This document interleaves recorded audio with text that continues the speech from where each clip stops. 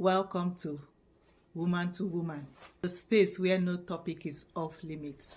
If you allow me, pull up a seat. Let's have a conversation. Strong Black woman. Does that ring a bell? Most of us have heard those words at some point in our lives. Maybe your mother said it, maybe your grandmother, maybe your pastor, maybe a friend, maybe someone looked at everything you were carrying and said, "You are such a strong woman." And somewhere along the way, we accepted that title like something we earned. We worked for it. But today I want to ask you something. What if that title also became a cage? Many of us grew up believing things nobody ever sat us down to teach us. We learned them by watching, by surviving, by paying attention, observing. We learned that asking for help meant weakness, that resting meant laziness, that crying should happen behind closed doors, that falling apart simply wasn't an option. We watched the women before us carry impossible loads. They kept going, so we believed we had to keep going too. And before we knew it, being useful became more important than being well. Let me paint a picture for you. You worked all week. You managed your home. You remembered everyone's appointment. You checked on your children. You called your parents. You solved problems at work. You supported a friend through her crisis. You cooked dinner. You cleaned the kitchen. And finally, you sat down for 10 quiet minutes. Not to work, not to solve another problem, just to breathe. But instead of feeling relief, you felt guilty. I've been there before. You immediately started thinking about what you should be doing instead.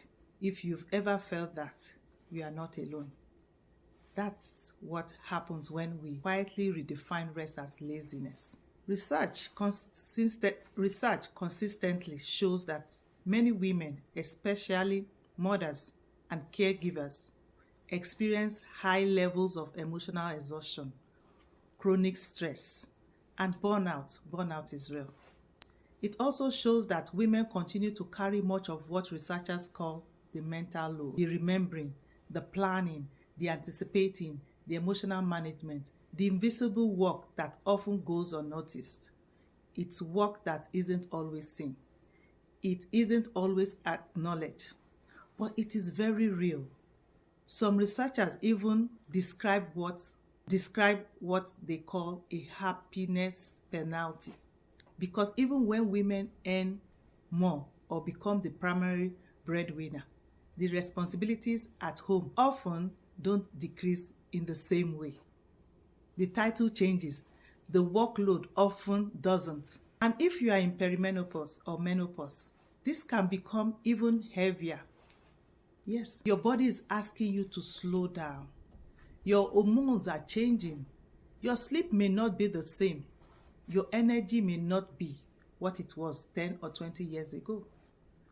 Yet, many women still expect themselves to carry the same weight they carried in their 30s. Sometimes, what we call weakness is actually a body asking for compassion. Sometimes, your body isn't failing you. It's asking you to live differently. So what does carrying all of this cost us? It costs us the ability to ask for help without apologizing first. It costs us the freedom to say, "I'm not okay," without immediately adding, "but I'll manage." It costs us rest that doesn't have to be earned through complete exhaustion, because many of us don't give ourselves permission to rest until our bodies force us to.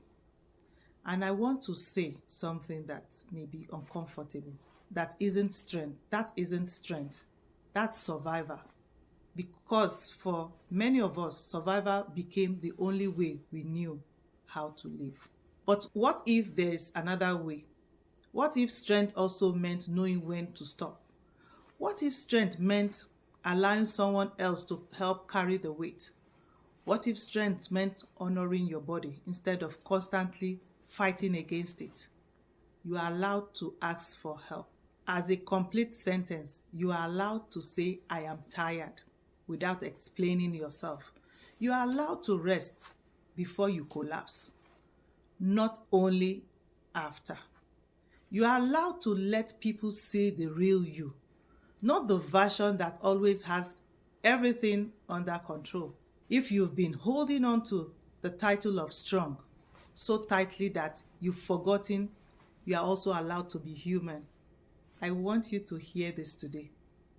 Strength was never meant to mean carrying everything alone. It was never meant to mean suffering in silence.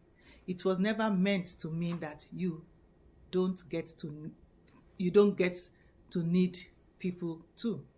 You deserve support. You deserve rest. You deserve compassion. You deserve to be cared for, because even the strongest woman deserves somewhere safe to put the weight she's been carrying. That's what this space is for. I'm Modupe, and she rises.